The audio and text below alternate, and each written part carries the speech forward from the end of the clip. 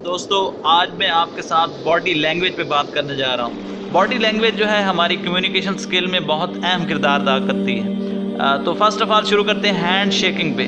तो किसी से भी अगर आप हाथ मिला रहे होते हो और अगर आपका हाथ ऊपर वाली साइड पे है तो ऊपर की तरफ डायरेक्शन है तो ये आपकी डोमिनेंस शो कर रहा होता है, और अगर आपका हाथ निचले वाली साइड पे है तो ये आपकी वीकनेस शो कर रहा होता है। और अगर दोनों के हाथ इक्वल हैं, इक्वल फोर्स है, तो ये दोनों की इक्वालिटी और रेस्पेक्ट को शो कर रहा होता है। अगर कोई शख्स बार बार अपने होंठों को दांतों में दबा रहा है तो ये, या अपने चेहरे पर हाथ फेर रहा है, बार बार अपने नाक पर हाथ फेर रहा है, तो ये उसके डर, खौफ, परेशानी और इनसिक्योरिटी की अलामत है। तो अब बात करते हैं बाजुओं पे, आर्म्स पोजीशन पर। तो बाजुओं की पोजीशन जो है ये भी आपकी बॉडी लैंग्वेज में अहम किरदार अदा करती है। अगर किसी शख्स ने अपने सीने पर हाथ बांधे हुए हैं तो ये उसके डिफेंसिव होने को शो कर रहा होता है और वो ख़ुद को सेल्फ प्रोटेक्ट करना चाह रहा है।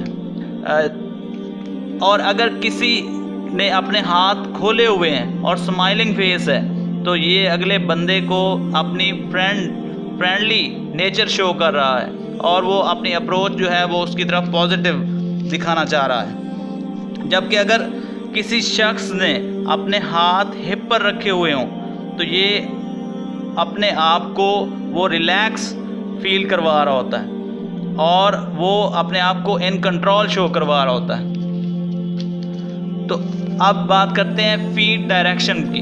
अगर आप किसी के साथ बात कर रहे हों और अगला बंदा जो है उसकी फीट की और बॉडी की डायरेक्शन जो है आपकी तरफ ना हो तो इसका मतलब है कि वो आपकी बातों में इंटरेस्ट शो नहीं कर रहा, और अगर उसके फीट की और बॉडी की डायरेक्शन आपकी तरफ है तो इसका मतलब है कि वो आपकी बातों में इंटरेस्ट शो कर रहा है। तो अब बात करते हैं नी क्लैप्स पर। अगर किसी शख्स ने बैठे हुए अपने रानों पर हाथ रखे हुए हैं और आगे की तरफ थोड़ा झुका हुआ है तो इसका मतलब ये है कि वो जल्दी में है और उसको जाने की जल्दी है। और अगर कोई शख्स जो है बात करते वक्त अपने कंधे उचका रहा है, शोल्डर श्रंक कर रहा है, तो इसका मतलब ये है कि वो डाउटफुल है और कंफ्यूज है। और अगर कोई शख्स अपनी ठोड़ी को, चिन को ऊपर की तरफ करके आपसे बात कर रहा है तो इसका मतलब है कि वो एरोगेंस शो कर रहा है और वो ख़ुद को बेखौफ महसूस कर रहा है। तो अब बात करते हैं हुडिंग पे। अगर कोई शख्स बैठे हुए अपने दोनों हाथों को गर्दन के पीछे रखता है तो ये उसके रिलैक्स होने की अलामत है। अगर अब बात करते हैं स्माइल पे।